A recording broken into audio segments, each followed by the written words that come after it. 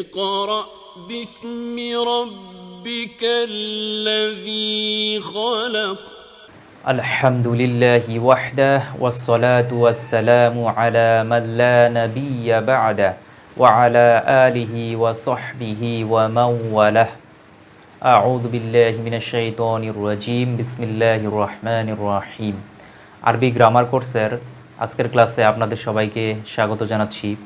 আজকের ক্লাসে আমরা মাদি মাজহুল অর্থাৎ আরবি অতীতকালের কর্মবাচ্য রূপ, ইংরেজিতে যদি আমরা বলি যে অ্যারাবিক পেসিভ ভয়েস জানার চেষ্টা করব ইনশাআল্লাহ। ওয়া মা তাওফিকি ইল্লা বিল্লাহ আলাইহি তাওয়াক্কালতু ওয়া ইলাইহি উনীব। তো আমরা শুরু করি।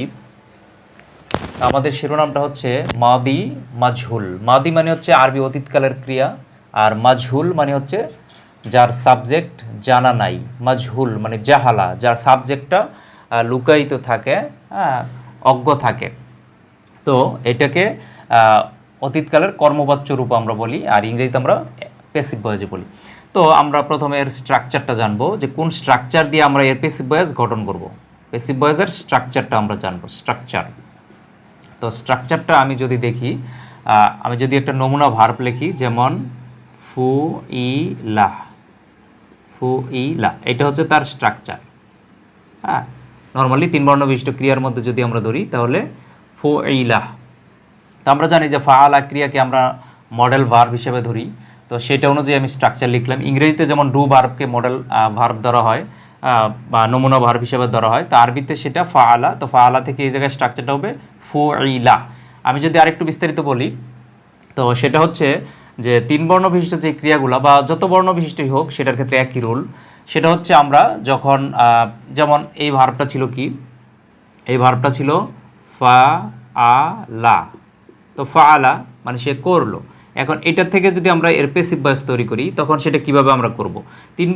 এই যে ক্রিয়াগুলোর শেষের হরফটা কোনো চেঞ্জ হবে না, শেষে যা আছে তাই থাকবে। তো আমরা এই জায়গায় আগে এটা লিখি, তাহলে আমার সূত্র কি? সূত্রটা হচ্ছে শেষেরটা যা আছে তাই থাকবে, শেষেরটা আনচেঞ্জড, শেষেরটা পরিবর্তন করা যাবে না। আর শেষেরটার আগের যেই হরফটা থাকবে সেটাতে অবশ্যই কাসরা বা জের দিতে হবে। আর এইটা ছাড়া বাকি যতগুলো শব্দ থাকুক, যতগুলো হরফ থাকুক, সকল হরফের উপরে পেশ হবে। যেগুলোতে হরকত আছে সেগুলোতে পেশ হবে, আর যেগুলোতে সুকুন দেওয়া আছে সেটা সুকুনই থাকবে। অর্থাৎ সাকিন বাদে বাকি যত হরফ আছে সবগুলোতে পেশ হবে, আর সাকিন থাকলে সাকিন হবে, সমস্যা নেই।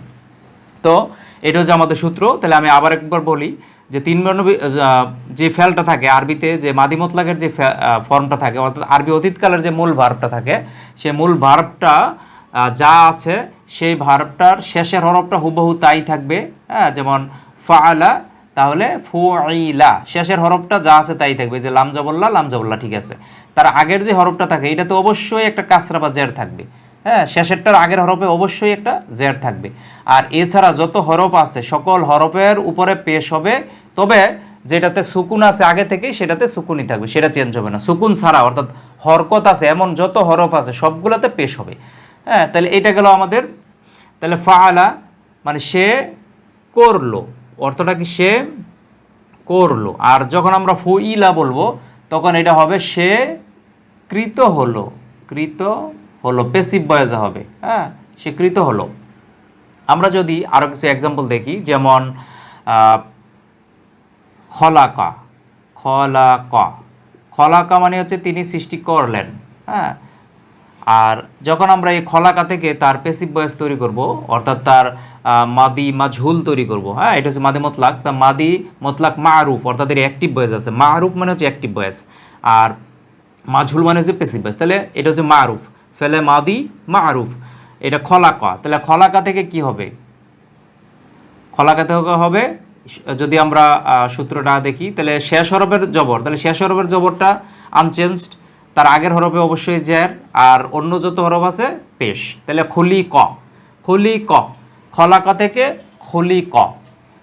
তারপরে আমরা যদি দেখি যে নাসরা, নাসরা, নাসরা মানে হচ্ছে সে সাহায্য করলো। আমি আগে ওই উদাহরণগুলো দিয়েছি, এই জন্য ক্রিয়ার অর্থ আর আমি লিখতেছি না সবগুলো, যেহেতু আপনারা জানেন ইতিমধ্যে এটি কমন ভার্ব। তো নাসরা মানে হচ্ছে সে সাহায্য করলো, তখন এটার সূত্রটা এর প্যাসিভ ভয়েস কি হবে? নু সি রা, এই যে শেষেরটা আনচেঞ্জ আর তার আগেরটার মধ্যে জের, আর এই জায়গায় যেহেতু বাকি একটা আছে সেটাতে পেশ। যদি আরও থাকতো তাহলে আমরা পেশ দিতাম সুকুন ছাড়া, যেটাতে সুকুন ছিল সেটাতে শুধু সুকুনই থাকবে। আমি 2-1 এক্সাম্পল দেখাবো। তো এটা গেল। তারপরে আমরা যদি দেখি যে নাসরা খলাকা, আমরা যদি দেখি যে আযাবা, আযাবা, আযাবা মানে আযাব দিল, তাহলে এটা কি হবে আমাদের? তাহলে শেষের হরফ আনচেঞ্জ, আর এটা যা আছে এটা নিচে একটা কাসরা হবে আর এটা পেশ হবে উযযিবা, তাহলে আযাবা উযযিবা। তারপরে একই নিয়মে যদি আমরা দেখি যে আল্লামা, আল্লামা মানে সে শিখালো, তাহলে সেটা কি আসবে? উল্লিমা, উল্লিমা শিখানো হলো। হ্যাঁ, এটা প্যাসিভ ভয়েস, তখন অর্থটা প্যাসিভ ভয়েসের রূপ হবে, শিখানো হলো। তারপরে তো এভাবে আমরা অনেকগুলো এক্সাম্পল দেখতে পারি। তো আমি কোরআন মাজিদ থেকে আরও কিছু এক্সাম্পল দিব আপনাদের। তো এই জায়গায় আরেকটা এক্সাম্পল দেখি, একটু 4 হরফের একটা এক্সাম্পল যদি আমরা নেই, যেমন আরসালা, আরসালা মানে প্রেরণ করলো, পাঠালো, হ্যাঁ, সেন্ড করলো আরসালা। তখন এটা কি হবে? তো আগে আমি সবগুলো লিখি।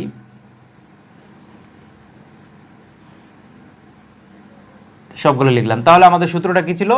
শেষ হরফে যা আছে তাই আছে, আর তার আগের হরফ এই যে সিন, তাহলে এটা তো অবশ্যই একটা জের হবে। এটা ছাড়া বাকি যে হরফগুলো আছে সেই হরফগুলোতে পেশ হবে, তবে যেটাতে সুকুন সেটাতে সুকুন থাকবে। তাহলে আমরা দেখতে পাচ্ছি যে এই জায়গায় একটা সুকুন আছে, এই যে র এর উপরে সুকুন, তাহলে এটা ঠিক থাকবে, সুকুন সুকুনই থাকবে। আর এছাড়া বাকি হরফ কোনটা আছে? এটা, তাহলে এটাতে পেশ দিয়ে দিলাম। হ্যাঁ, এটা ছাড়া আরও যদি হরফ থাকতো সবগুলোতে পেশ থাকতো ওই সুকুন ছাড়া। তাহলে উরসিলা, তাহলে আরসালা এর প্যাসিভ ভয়েস কি হবে? মাদি মাজহুল হবে উরসিলা, উরসিলা। আরসালা মানে হচ্ছে সে পাঠালো, আর উরসিলা মানে হচ্ছে পাঠানো হলো। কে পাঠালো সেটা নাই, তাহলে পাঠানো, পাঠানো হলো উরসিলা। আর আরসালা মানে হচ্ছে সে পাঠালো, এটা ছিল সে পাঠালো, সে পাঠালো।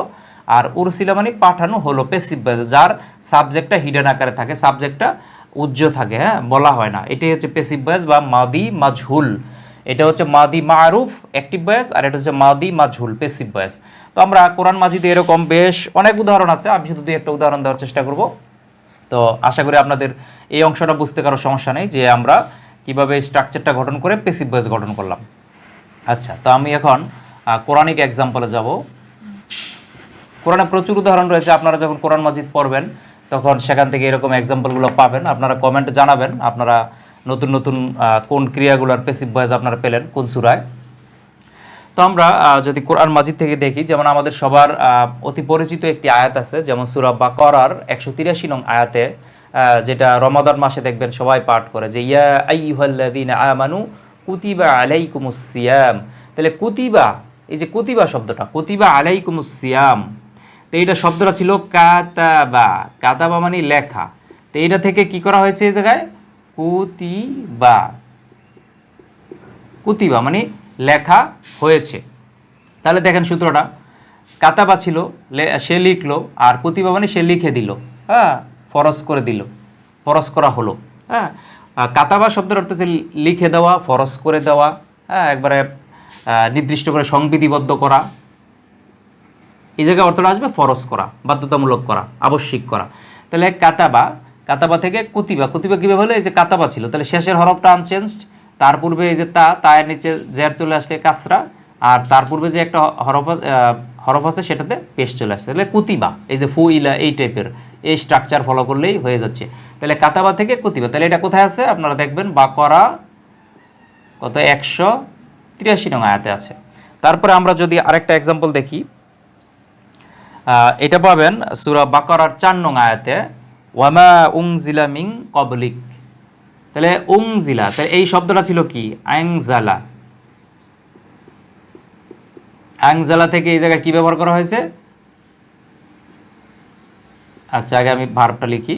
তাহলে দেখেন এই যে আনজালা, শেষে লাম জবর লা, ঠিক আছে, তারপরে হচ্ছে তার আগের হরফে অবশ্যই জের, আর এটাতে সুকুন আছে, তার মানে সুকুনই থাকবে, আর এটাতে পেশ। তাহলে উংজিলা শব্দটা ব্যবহার করা হয়েছে। আংজালা, আংজালা নাজিল করা, আর উংজিলা অর্থাৎ নাজিলকৃত, হ্যাঁ, মানে এটা প্যাসিভ ভয়েসের অর্থটা আসবে নাজিলকৃত। আপনারা যারা অ্যাক্টিভ প্যাসিভ ভয়েস জানেন, ইংরেজি গ্রামার জানেন, আমি আগেই বলেছিলাম যে প্রথম ক্লাসের দিকে আমি বলেছি যে আপনি যদি ইংরেজি গ্রামার জানেন তাহলে আপনি আরবি গ্রামারের 50% আপনি অলরেডি জানেন ইতিমধ্যে, আর বাকি 50% শুধু আপনাকে চর্চা করতে হবে। তো কারণ এই যে আপনারা অ্যাক্টিভ ভয়েস যারা জানেন তারা কিন্তু ইজিলি প্যাসিভ তৈরি করতে পারবেন, শুধু এই স্ট্রাকচারটা ফলো করবেন আর অর্থটা আপনি নিজেই তৈরি করতে পারবেন। তাহলে আংজেলা অর্থ হচ্ছে নাজিল করা বা অবতীর্ণ করা, আর উংজিলা মানে অবতীর্ণকৃত, নাজিলকৃত, পাঠানুকৃত, এইভাবে আসবে। তাহলে এটা কোথায় আছে? বাকরা 4 নং আয়াত, একদম প্রথম পৃষ্ঠায় পাবেন, ওমা উংজিলা মিন ক্বাবলিক। তারপর আমরা আরেকটা এক্সাম্পল দিব, সেটা হচ্ছে সূরা আহকাফ এর 6 নং আয়াতে আছে ওয়া ইযা হুশিরান নাসু, শব্দটা কি আছে? ওয়া ইযা হুশিরান নাসু, হুশিরান নাসু। আচ্ছা, তাহলে আমাদের এইটুক দরকার নেই, আমি লেখার জন্য লিখলাম। এটা আছে সূরা আহকাফ আয়াত নং হচ্ছে 6 নম্বর আয়াত, সূরা আহকাফের 6 নম্বর আয়াত। ওয়া ইযা হুশিরান নাসু, এবং যখন মানুষকে কি করা হবে? একত্র করা হবে। তাহলে আরবিতে এই ভার্বটা ছিল কি? হাসারা। হাসারা মানে একত্রিত করা, হাসর করা। আমরা যে বলি যে হাসরের মাঠ, এই হাসর শব্দটা কিন্তু হাসারা। হাসারা মানে একত্রিত করা, জমা করা, একত্রিত করা সবাইকে। তাহলে হাসারা ভার্ব থেকে কোরআন মাজিদে এটা কি আসছে? হুশিরা। তো কিভাবে সূত্রটা হলো দেখেন, এই যে হাসারা ছিল র শেষে জবর, ঠিক আছে, আর এটা শিন, তার নিচে চলে আসছে কাসরা বা জের, আর এটা পেশ।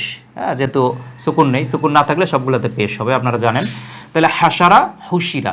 ওয়া ইযা হুশিরা, যখন তাদেরকে একত্র করা হবে, আন্নাসু, মানুষদেরকে। তো এই জায়গায় একটা বিষয় আমি বলে দিই, আপনাদের একটু নলেজে দিয়ে রাখি, সেটা হচ্ছে আরবি কোনো ইসেম বা নাউনের শেষে যদি পেশ থাকে তাহলে সেটা সাবজেক্ট, যদি জবর থাকে তাহলে সেটা অবজেক্ট, যদি জের থাকে তাহলে সেটা পসেসিভ কেস। এটা আমরা ইলমুন নাহুর ক্লাসগুলোতে দেখবো, যখন আমরা বাক্য গঠন নিয়ে কাজ করব, ক্লাস নিব, তখন এই বিষয়গুলো আমি বিস্তারিত আলোচনা করবো। এখন শুধু আপনাদের একটু নলেজে দিয়ে রাখলাম। তো যেহেতু এটা শেষে আন্নাসু, শেষে পেশ আছে, তো নর্মালি এটা সাবজেক্ট হওয়ার কথা, যে হুশির আন্নাসু, মানুষে উপস্থিত করলো, কিন্তু আসলে তা না। যেহেতু এটা পেসিভ ভয়েস আছে, তখন এটা কিন্তু আর ফাইল হবে না। সাধারণত ফাইল মানে হচ্ছে সাবজেক্ট, যে কর্তা, যে কাজ করে। তখন যদি পেসিভ ভয়েসের পরে এরকম সাবজেক্ট থাকে, তখন সেটাকে আর ফাইল বলা হয় না, সেটাকে বলা হয় নায়েবে ফাইল, অর্থাৎ ফাইলের প্রতিনিধিত্বকারী। যাই হোক, ফাইল এবং নায়েবে ফাইলের উপর আমার আলাদা ক্লাস থাকবে, যে ভার্ব থেকে কিভাবে তার ফাইল তৈরি করে, তার কর্তা কিভাবে তার সাবজেক্ট তৈরি করে, সেটা আমরা দেখব, এই সরফ ক্লাসেই দেখব। তখন এই বিষয়টা আমি আলোচনা করব যে ফাইল এবং নায়েবে ফাইল কি। হ্যাঁ, নায়েবে ফাইল। তো যাই হোক, আর এটা আরেকটা আমি কথা বলে দিই, যদি গ্রামারের এই সরফের সাথে রিলেটেড না, তারপর আমি বলি, যেমন হুশিরা, এটা অতীতকালের মাদি মতলাক, এটা হচ্ছে মাজহুল, যেমন অতীতকালের পেসিভ ভয়েসের রূপ, কিন্তু অর্থটা আসতেছে কিন্তু বর্তমান ভবিষ্যৎ। ওয়া ইযা হুশিরান নাসু, যখন মানুষকে কি করা হবে? একত্র করা হবে, ভবিষ্যৎকালের অর্থ হয়ে গেল, কিন্তু এটা তো অতীতকালের ভার্ব। কিন্তু এটা সূত্র হচ্ছে তার পূর্বে যে ইযা আছে, ইযার পরে যদি অতীতকালের ভার্ব থাকেও, তারপরেও তার অর্থ হয়ে যাবে বর্তমান ভবিষ্যৎ, যেহেতু ইযা আছে। ইযা, যেমন আপনারা পড়েন যে ইযা জাআ নাসরুল্লাহি ওয়াল ফাতহ, যখন বিজয় আসবে। হ্যাঁ, ওয়া ইযা জাআ, যখন আসবে। জাআ শব্দটা কিন্তু অতীতকালের, কিন্তু ইযা থাকার কারণে অর্থ হয়ে গেছে বর্তমান ভবিষ্যৎকালের অর্থ। ওয়া ইযা জাআ নাসরুল্লাহ, যখন আল্লাহর সাহায্য আসবে। যাই হোক, এটা আমি একটু বাড়তি বললাম, যদিও এটা আমার ক্লাসের সাথে রিলেটেড না। তো মেন কথা হচ্ছে এই জায়গায় হাসারা থেকে এই জায়গায় হয়েছে কি? হুশিরা। তো এইভাবে আপনারা পেসিভ ভয়েসগুলো দেখবেন, এই স্ট্রাকচার অনুযায়ী যদি কোনো ভার্ব পান আপনারা, তখন বুঝবেন যে সেটা হচ্ছে মাদি মতলাক মাজহুল, অর্থাৎ পেসিভ। আর এই স্ট্রাকচারটা কিন্তু আমি শুধু অতীতকালের জন্য বলছি, এটা পাস্ট টেন্সের পেসিভ ফর্ম। এটা হচ্ছে শুধু পাস্ট টেন্সের জন্য। আবার বর্তমান ভবিষ্যতের জন্য আমরা যখন স্ট্রাকচার দিব, সেটা আরেকটা স্ট্রাকচার হবে, অর্থাৎ দুইটা স্ট্রাকচার হবে। এটা হচ্ছে অতীতকালের স্ট্রাকচার, আর বর্তমান ভবিষ্যৎকালের আরেকটা স্ট্রাকচার হবে।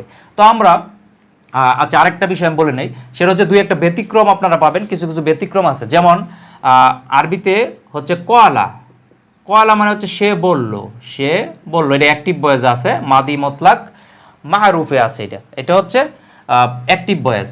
তো এই কোয়ালা থেকে আমাদের তৈরি হবে কি? কোয়ালা থেকে দেখবেন কোরআন মাজিদে আছে কিলা ওয়া ইদা কিলা লাহুম, সূরা বাকারার 10-11 নং আয়াতের দিকে পাবেন, হ্যাঁ প্রথম দিকেই। কিলা, কিলা মানে বলা হলো, কলা মানে সে বললো, আর কিলা মানে বলা হলো। তো এটা তো আমাদের সূত্রের সাথে মিললো না, এই ফুইলা স্ট্রাকচারের সাথে এটা মিললো না।